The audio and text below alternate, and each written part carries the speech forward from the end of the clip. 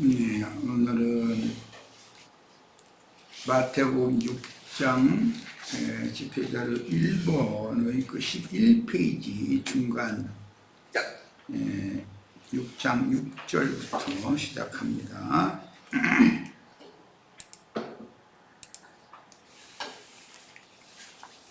너는 기도할 때 네 골방에 들어가 문을 닫고 여기서 여기 네라고 하는 요 단어에다가 다 본인의 성경책에 동그라미를 다 해놓으세요. 네 골방이니까 제자들 각자가 다 골방이 있다 이제 그 말이겠죠. 네 골방에 들어가 문을 닫고 은밀한 중에 계신 네 아버지께 기도하라. 은밀한 중에 보시는 네 아버지께서 갚으시리라. 여기 네라는 용어가 3번 한 문장에 반복되어 들어있죠. 이런 말씀의 의도를 잘 우리가 숙지하고 이해하는 것이 필요한 것 같아요. 기도는 인간이 신과 교통하는 수단으로서 제사법에서는 향을 살라 향연을 올리는 것입니다. 그러니까 분향단이라고 하는 그 구약의 율법제도 제사법의 성막법에서 분향단의 위치는 성소와 지성소의 그 중간에 놓여지는 건데, 그것은 사람의 힘과 교제하는 영과 마음의 그 중심부에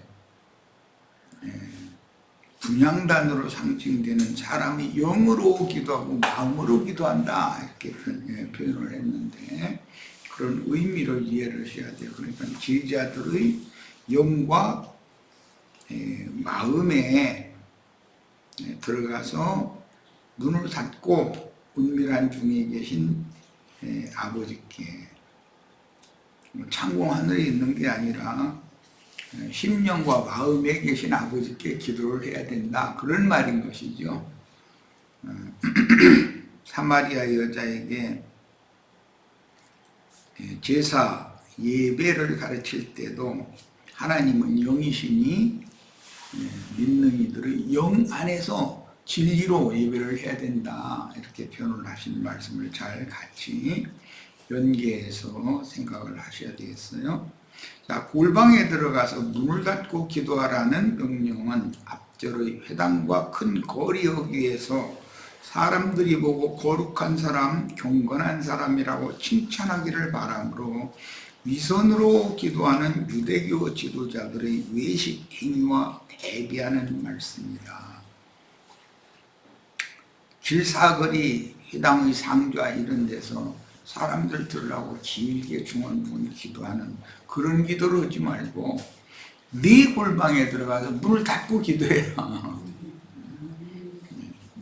대비되는 말씀이라는 걸 금방 알 수 있죠. 자, 골방이라는 용어의 다메이온, 이것은 문자대로는 사생활을 위한 은거장소인 침실, 왕국이라는 왕궁의 내실, 황후전이죠. 황후전을 말할 때 다메이온이라고 하는 그 골방이라고 번역한 그런 용어가 사용된다. 밀실, 그 다음에 이제 안방이라고 그러죠. 안방. 남의 집에 뭐 손님으로 가면 그 거실이나 이런 데서 면담을 하고 나오지 안방에 훅 들어가는 일은 없죠. 그거는 예의가 아니죠. 왕궁에서는 안방에 친정아버지, 친정어머니, 뭐 시아버지, 시어머니가 아니면은 그것도 꼭 고하고 이렇게 뭐 상감이 왔어도 상감이 납시였다고 알려주고 들어가는 거죠. 상감이라도 그게 예의였었던 것이죠. 자, 영적 의미는 자신의 중심인 영을 상징하는 표현이니 인간이 하나님과 교제를 나누는 은밀한 초소인 골방은 생명의 핵인 선하고 청결한 신앙 양심을 통해서 창조자 하나님과 교제를 나눌 수 있는 핏부림받은 영을 지금 의미하는 말이다. 무슨 말인지 이해하시겠죠? 충분히. 청결해진 사람의 영을 골방이라고 표현을 했다. 그래서 영 안에서 은밀하게 하나님 신과의 교제를 나눠야 된다. 이 말은 문자대로 봐도 남편과 아내가 은밀한 사생활을 하는 그런 침실을 의미하는 용어다 이거예요. 그러니까 여기는 주님과 사람이, 구속받은 사람이 주님과 은밀한 생활을 하는 그런 처소다, 그런 말인 거니까 이것은 사람의 핏부림 받은 영을 의미한다. 자, 레위기 16장 13절에 여호와 앞에서 분향하여 향연으로 증거교회 위 속죄소를 가르게 할지니. 이게 이제 1년 1차의 대속죄일 날 대사제가 하나님의 영광 앞에 들어가기 위한 그 길을 여는 방편이 뭐냐, 향연으로 속죄소 하나님의 임재처소를 가리고 들어가야 된다. 죄인이 함부로 하나님 앞에 나가면 안 된다, 이제 이런 말이죠.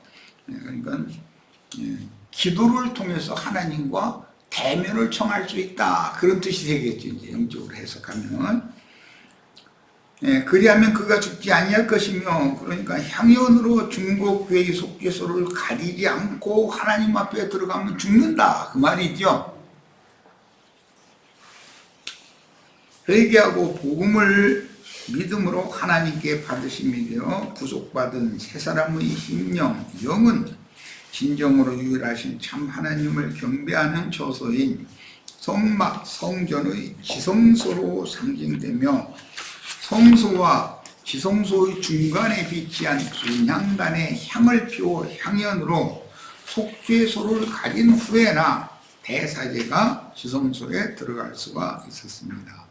이것은 기도라고 하는 수단을 통하지 않고는 죄인인 우리는 하나님 앞에 나갈 길이 없는 거다. 그러니까 길을 연다라는 것은 기도가 하나님 앞으로 나가는 길을 여는 거다, 그런 말인 거죠.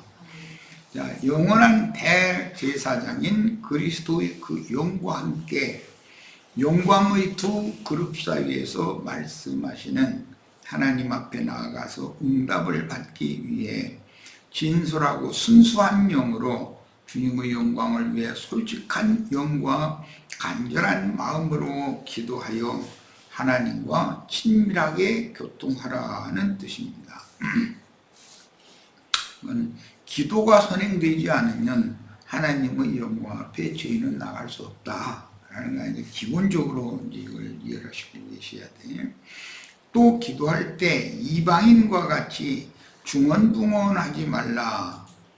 그들은 말을 많이 하여야 들으실 줄 생각하느니라. 세속교계에 열심을 내게 할 때는 최소한 하루에 5시간 이상씩 기도해라 뭐 그런 식으로 해가면서 금요철이야 기도를 한다고 사람들 불러 모아놓고 나서는 졸리는 사람들 억지로 데려다 놓으니까는 강대상에서 사람들이 주식주식 차돌면 큰 소리로 막 외치면 졸다가 깜짝 놀라가지고 이제 깨가지고서 방언한다고 뭐 쉬어야 되고 갑자기 몇 마디 하다가 또 이렇게 졸고 그러고 날 새고 이제 우리 월자나 성자자매는 그런 생활을 안 해봤는지 모르겠어요. 그거 안 해봤으면 얼마나 감사한 일이야. 그런 생활을 이제 강요하고 그랬는데 그게 참 사람들을 자꾸 그렇게 위선자가 되게 만드는 것이죠. 중언부언 많은 말을 해야 듣는 게 아니다. 중요한 것은 핏부림 받은 청결한 신앙 양심이 살아서 활동하는 그 심령 안에서 하나님과 진솔한 이런 교제를 나눌 수 있게 준비를 한 다음에 주님께 이제 대면해서 뭐 대화도 나누고 뭐 이제 그러는 건데 이것은 하여튼 골방이라는 처소는 남편과 아내가 은밀한 생활을 하는 그런 처소를 골방이라고 이렇게 표현한 거기 때문에 의미를 잘 이해하시면 되겠습니다. 남편이 모처럼 왔는데 아내가 안방에 넣어가지고서는 지지고 볶는 얘기부터 시작해서 무슨 대통령으로부터 시작해서 국회의원들 무슨 장관들 다 하고 일선을 지키는 군인들 얘기하고 회사가 사업이 잘 돼서 태평양 바다에 한국의 상선들이 다 그냥 늘벽에 서 있고 그런 것을 길게 이렇게 그러면은 남편을 만난 아내의 태도가 아니죠. 내가 더 이상 어른들이니까 남편을 맞을 때 그 태도가 어때야 될지는 내가 말로 설명하지 않아도 되는 거잖아요. 왕궁의 은밀한 내실 깊은 곳에 황무인데 황무전에 왕이 납시셨으면 이러쿵저러쿵 긴 잔소리하면 나 다른 데로 갈란다고 돌아서서 가버리지. 이게 은밀한 처소가 되겠어요. 이런 걸 생각을 해보면 되는 거예요. 사실은 하나님을 쫓아내는 기도를 세상교회가 지금 임했는데 오지 말고 딴 데로 가라고 쫓아내는 짓을 하는 거지 말하자면. 그 다음에 여기 중언붕언이라는 이 용어는 불명확한 의미의 빈소리, 허언, 빈말을 반복한다. 투정 부리는 얘기부터 만약에 황후가 임금이 들어오는데 막 얼굴 보자마자 막 투정 부리는 얘기를 계속 쏟아놓고 있으면 그냥 문 닫고 가버리지. 그건 보는 거 아니야. 이미 한 말을 다시 반복하고 또 반복한다. 그게 이제 중언, 부언 그렇게 말하죠. 이 말은 헬라어로 바톨로게오 지루하게 제잘거리다. 왕이 제일 듣기 싫은 게 그 말이죠. 공연히 한 말을 반복하다. 심한 말더듬이 등에서 나온 용어다. 중언붕언이라고 우리 말로 번역이 이렇게 됐어요. 그러므로 그들을 본받지 말라. 여기 그들이라는 건 이런 습관적인 기도를 하는 유대교 지도자들과 유대인들을 의미하는 말이죠. 너희들과 유대교인들은 다르다 지금 이 말이죠. 구하기 전에 너희에게, 그들과 지금 너희에게라는 말은 대비되는 말이잖아요. 제자들과 유대교인들은 다르다. 이제 이것을 기본으로 이해하셔야 되고, 길게 무엇을 요구하는 말을 중언붕언 할 필요도 없이 너에게 있어야 할 것을 하나님 너희 아버지께서 아시느니라. 황후전에 들어갈 때는 황후가 뭘 원하는지를 긴 말 문 앞에다 왕 세워놓고서 중언붕언 긴 말을 하기 전에 왕이 다 안다. 한두 마디로 간략하게 해도 왕이 다 알아듣죠. 그렇지 않은 황제와 황후가 관계가 아니지. 절실하고 다급한 상황에 내몰린 제자들의 진솔한 기도 내용을 이미 아신다는 뜻이지, 외식하는 유대교 지도자들이 사람에게 보여 저 사람은 경건한 자, 거룩한 자라고 인정하게 하려고 중언붕언하는 기도로 길게 구하는 것을 아신다는 뜻이 아니다. 그러니까 그들을 본받지 말라 그랬으니까 중언붕언하는 자들 본받지 말라는 거예요. 길게 많은 말을 해야 듣는 줄 알고 있는데 그들을 본받지 말라 이 말이죠. 그러면은 최소 5시간 기도해야 되고, 그 말은 그렇게 돼 있지 않던데요? 이러고 이제 이런 말씀 가지고 좀 우리 형제 자매들 좀 그 토의 주제로 좀 삼아서 진실을 밝혔으면 좋겠어요.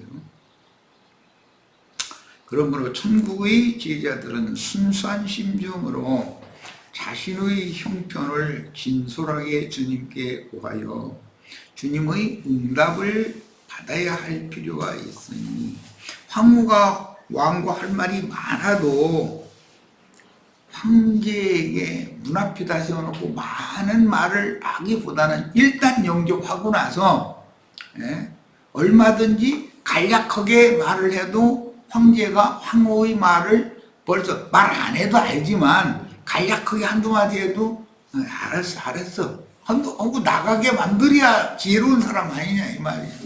그렇죠? 자, 이어지는 내용인 주님께서 제자들에게 가르쳐 주신 기도를 순수하고 청결한 신앙 양심으로 읽고 유일하신 참 하나님과 자신의 관계를 바르게 정립한 후에 간절한 마음으로 대사제인 그리스도 안에서 하나님과 친밀한 교통을 하는 기도를 해야 합니다. 거듭난 영 안에서 살아계신 하나님의 성령과 진솔한 그런 대화를 할 줄을 알아야 된다, 그런 말이죠. 계시록 8장 3절 인용구를 봅니다. 또 다른 천사가 와서 제단 곁에 서서 금향로를 가지고 많은 향을 받았으니 이는 모든 성도의 기도와 합하여 보좌 앞 금제단에 드리고자 합니다. 이 금제단이 분향단이에요. 분향단은 피부림 받은 사람의 신앙 양심, 영을 중심으로 하는 말이에요. 대사제이신 그 영의 대표 분향은 성도들의 기도와 합하여 천사의 손으로 하나님께 올려지며 받아주시고 반드시 응답해 주신다. 이것은 이런 기도를 하면 당연히 하나님이 응답이 온다는 것을 믿음의 기도죠, 이것이. 9절, 그러므로 너희는 이렇게 기도하라. 지금부터 이제 유대교 지도자들이 유대인들에게 가르치는 그런 기도와 다른 주님이 응답해 주실 수 있는 기도를 지금부터 이제 제자들에게 가르쳐 주시는 말씀이에요. 하늘에 계신 우리 아버지여, 하늘에 계신 아버지께 기도를 해야 된다 그랬는데, 앞에서는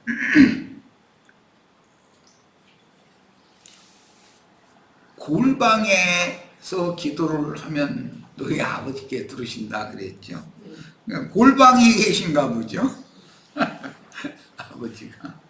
그러니까 이 말은 사람의 핏부림 받은 그 신앙 양심이라는 것은 하나님의 임재처소로 임재처소이기 때문에 구약 성경의 성막법이나 성전법에서는 지성소의 속죄소가 즉 사람의 거듭난 사람의 영의 중심 기능인 신앙 양심이 하나님의 보좌다, 그 말인 거죠. 거기가 하나님이 계신 곳은 하늘이죠. 이제 그래서 그런 하늘을 참 하늘 이렇게 표현을 했고, 다른 번역대로는 그 하늘이라고 해서 관사를 붙였습니다. 하나님 자신이 하늘이다, 이제 그런 뜻이죠.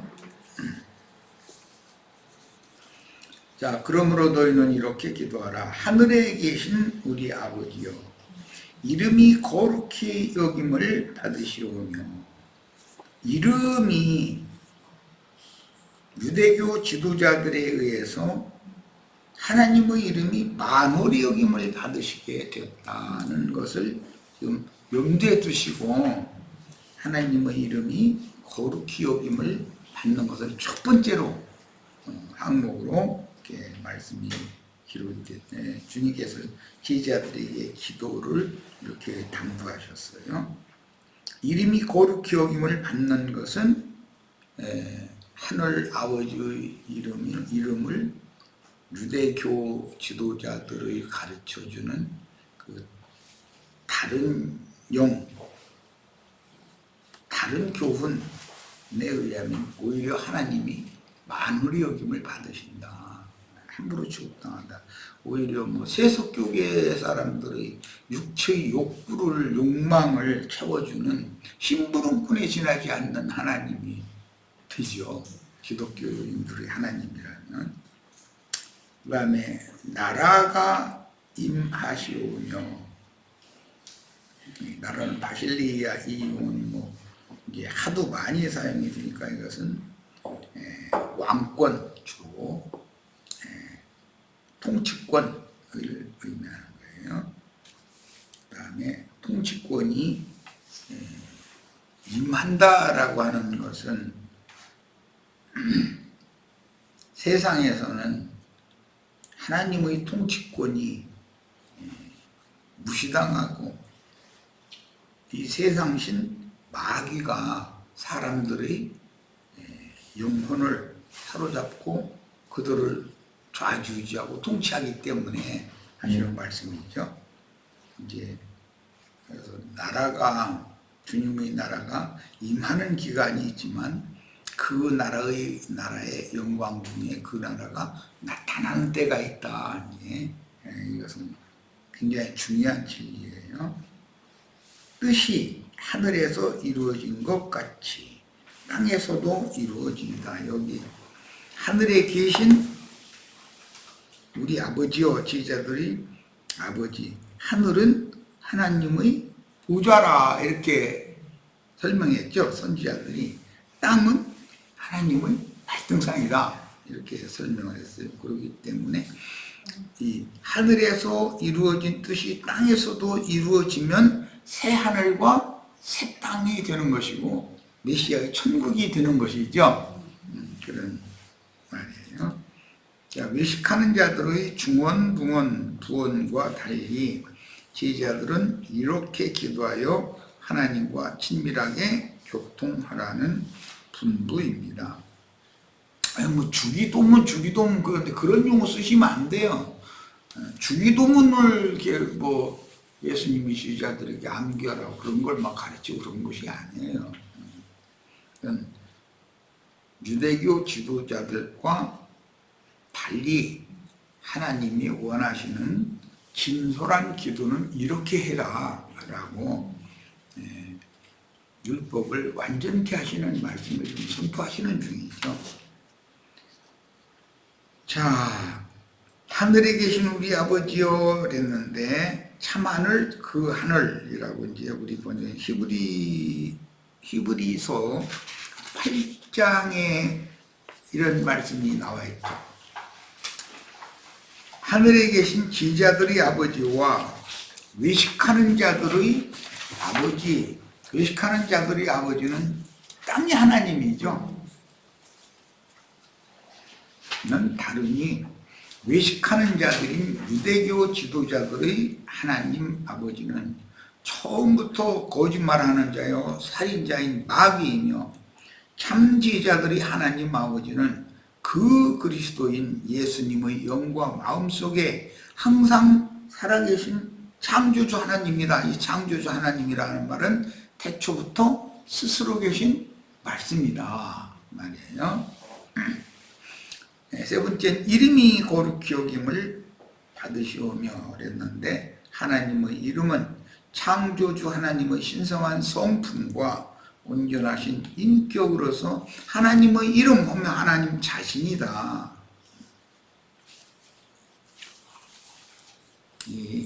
우리는 다 알죠. 아버지 이름을 함부로 부르질 않죠. 자네 친부장 어른 성함은 어떻게 되시는가? 어른이 이렇게 물어보면 성씨를 앞에 딱 대고 그 가라고 하는 거 가면 그 성씨를 먼저 앞에 대고 무슨 자를 뜻입니다. 이렇게 표현을 하죠. 아버지 이름 그렇게 함부로 부르질 않죠. 왠지 셈족이 하나님의 이름을 만홀히 여겨서 함부로 이렇게 입으로 발음하고 그렇게 그러지 않았던 그런 그만큼 존경의 대상이다 그런 말이죠. 자, 율법의 장자 이름으로 기업을 분깃으로 얻는 것은 장자인 그리스도의 명의로 주신 새하늘과 새 땅의 만유를 우리들의 생명의 분량에 맞게 각자에게 할당해 주신 몫을 분깃으로 받는 것이다. 예수 그리스도께 하늘과 땅의 모든 권세를 다 맡기시면 주님께서는 12사도들에게 각자의 은사와 분량에 맞춰서 12덩어리 땅을 나눠주는 율법처럼 그렇게 받고, 어떤 사도의 이름으로 우리들은 또 그 사도가 기업으로 받은 그 땅을 또 쪼개서 받는다, 그런 의미인 것이에요. 이제 이런 말씀은 머리사상이라고 해요. 성경은 머리사상이다. 제일 중요한 거는 사람, 첫사람과 둘째 사람. 머리사상이죠. 첫 아담, 마지막 아담. 이렇게. 또 왕, 대제사장, 그 선지자 등은 전부 그 머리사상인 거예요. 그런데 첫째로 하늘에 계신 하나님의 이름이 거룩히 여김을 받으시라고 기도하라고 가르치신 이유는 위선자들의 하나님인 우상이 존숭을 받고 창조주 하나님은 다만 인간들에게 그들의 탐욕을 채워주는 신으로 이용당하는 형편이기 때문이다. 바알과 아세라 신을 섬기는 가나안 족속들의 그 신당도 다 막 쇠파하고 그들과 통상하지도 말고 막 이렇게 엄한 말씀이 나오는 것은 다 뭐냐? 그들은 바알신, 아세라신을 이건 남신, 주신, 여신에다 땅에 복을 주는 신이라고 믿는 것이거든요. 그래서 그들이 가나안 족속이 믿는 신이라는 것은 인간의 탐욕을 채워주는 신이다. 그 신을 향해서 끊임없이 기도를 하는 거예요. 그런데 하나님의 뜻이 이루어지기를 바랍니다 라고 기도하는 사람은 없지요. 자기의 욕심이 채워지길 바랍니다 라고 다 그렇게 기도를 하도록, 이게 잘못 가르치는 거예요, 처음부터. 자, 나라, 이거는 이제 바실레아, 천부의 왕권, 천국의 통치를 의미하는 말이고, 뜻이 하늘에서 이루어진 것 같이 땅에서도 이루어지리라. 창세기 1장 1절과 2절에 욥에게 욥기 38장에서 말씀하실 때, 내가 태초에 땅의 터를 닦을 때, 땅에 기초를 놓을 때 너 어디 있었느냐? 그게 천지를 창조하실 때이죠. 그때는 사람은 있지도 않았죠. 그때는 천사들만 있었어요. 그런데 그 천사들은 그룹 천사들이에요. 그래서 그 천사들이, 하나님의 아들들이 기뻐하고 환호하고 소리질렀다. 하나님의 창조의 솜씨를 보고 같이 기뻐했다. 그래서 그 개념이 창세기 1장에 반복해서 나오는 하나님이라는 개념은 엘로힘이라는 말로서 기본적으로는 문자대로 그냥 복수 개념인데, 너는 중물주 신과 중물주 하나님을 동력하는 천사들을 의미하는 말이다. 엘로힘이라는 말은 하나님을 의미하는 말로도 쓰이지만 그룹 천사들을 의미하는 말로도 사용이 됩니다. 하나님의 말씀을 받은 자들을 하나님의 아들이라 이렇게 한다고 그랬죠. 자, 1장 3절 이하에서 2장 3절까지는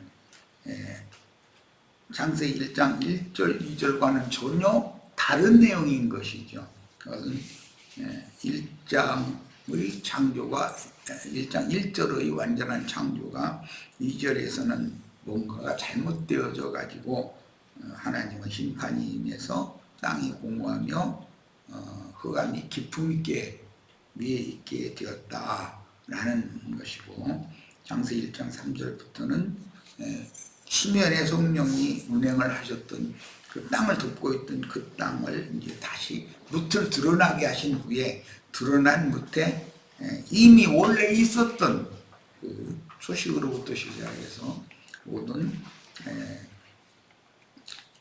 짐승들 다 다시 나타나게 하는 그런 말씀이다. 2장 4절부터는 그런 세계에 이제 아담이라고 하는 구속사의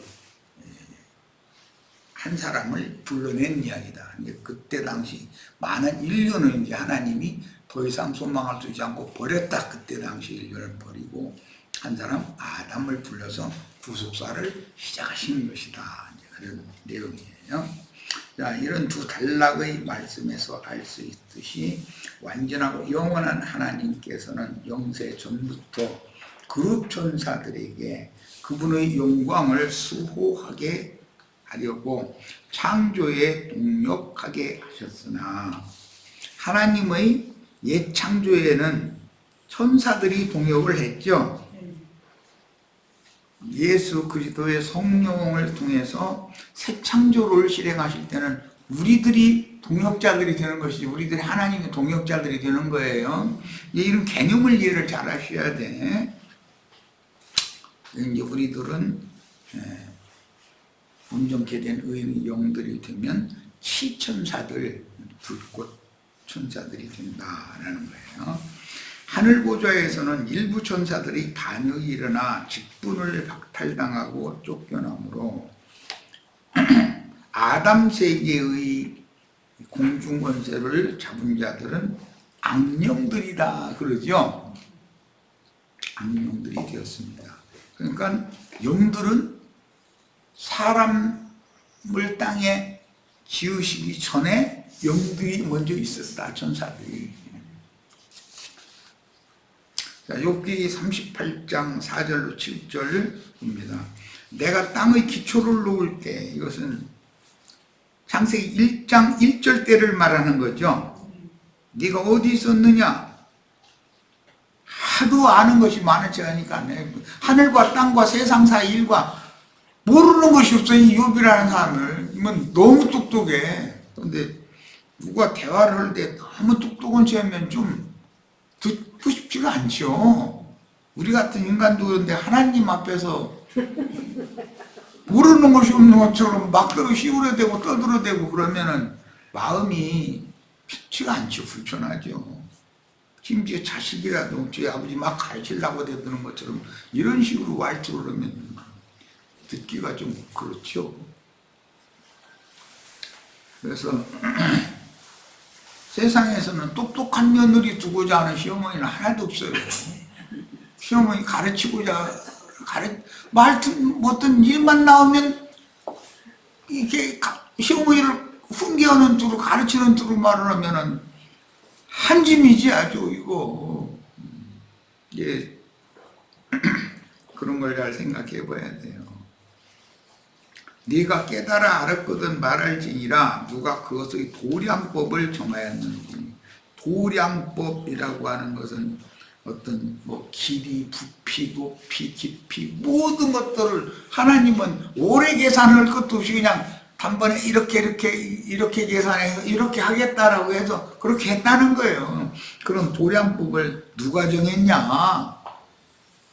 네가 내 옆에서 내가 도량법 정할 때 아이 하나님 이거 조금 무질하게 하는 게 좋겠는데 이렇게 할 일이 있냐 이제 이 말이죠. 누가 그 줄을 그것을 위에 띄웠는지 네가 아느냐. 이건 이제 옛날 그 목수이라는 걸 좀 보셨나 모르겠네. 그러면은 나무가 휘어 있기 때문에 어떤 부분을 이렇게 잘라내고 반듯하게 하게 되는 줄을 이렇게 먹줄을 튕기죠. 그러고 나서는 남는 부분 모서리를 잘라내고 쓸 부분만 반듯하게 쓸 그 부분만을 이렇게 해서 마름질을 해서 사용을 하죠. 그런 것과 같이 하나님께서 도량이라고 하는 것이 줄을 딱딱 띄워가지고 정확하게 조금도 무슨 오차가 없이 이렇게 창조를 완벽하게 했다는 거예요. 그러니까 내가 자꾸 창세기 1장 1절 이야기를 할 때는 하나님의 창조는 완전한 창조였었다라는 얘기를 내가 일부러 자꾸 강조하는 거예요.